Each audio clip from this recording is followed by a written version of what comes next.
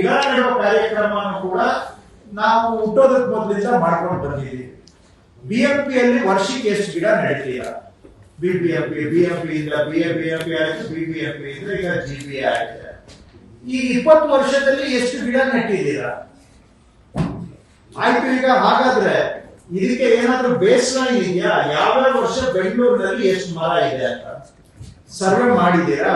ಮಾಡಿದ್ರೆ ಹಾಗಾದ್ರೆ ನೀವು ನೆಟ್ಟಷ್ಟು ಗಿಡ ಪ್ರಪೋರ್ಷನೇಟ್ ಆಗಿ ಟ್ರೀ ಸೆನ್ಸಸ್ ಪ್ರಕಾರ ಅದು ರಿಫ್ಲೆಕ್ಟ್ ಆಗ್ತಾ ಇದೆಯಾ? ಹಾಗಾದ್ರೆ ಟ್ರೀ ಸೆನ್ಸಸ್ ಎಷ್ಟು ವರ್ಷಕ್ಕೆ ಒಂದ್ಸತಿ ಮಾಡ್ತೀರಾ? ಆ ಸೆನ್ಸಸ್ ಮಧ್ಯೆ ಎಷ್ಟು ಗಿಡ ನೆಟ್ಟಿದ್ದೀರಾ ಅಷ್ಟು ಆಡ್ ಆಗಿದೆಯಾ? ಇದು ಟ್ರೀ ಪ್ಲಾಂಟಿಂಗ್ ಬಗ್ಗೆ. ಟ್ರೀ ಪ್ಲಾಂಟಿಂಗ್ ಬಗ್ಗೆ ಎರಡನೇ ಪ್ರಶ್ನೆ. ಒಂದು, ಟ್ರೀ ಪ್ಲಾಂಟಿಂಗ್ ಗೆ ನೀವು ಎಸ್ಟಿಮೇಟೆಡ್ ಕಾಸ್ಟ್ ಎಷ್ಟು?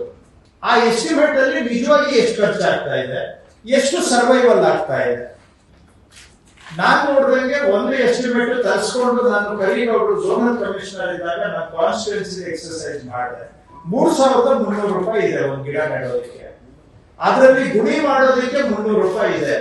ನನ್ನ ಕ್ಷೇತ್ರದಲ್ಲಿ ನಾನು ಚಾಲೆಂಜ್ ಮಾಡ್ತೇನೆ, ನೀವು ನೆಟ್ಟಿರೋ ಒಂದೂ ಗಿಡಕ್ಕೆ ಗುಣಿ ಮಾಡಿಲ್ಲ.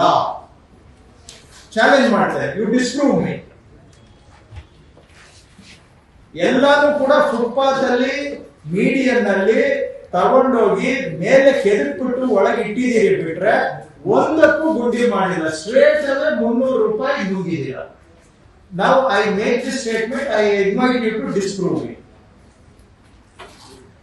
ಇಲ್ಲ ಮಾಡಿದೀವಿ ಅಂತ ಬನ್ನಿ ಹೋಗೋಣ, ನಾನು ಕರ್ಕೊಂಡು ಹೋಗಿ ನನ್ನ ತೋರಿಸಿ.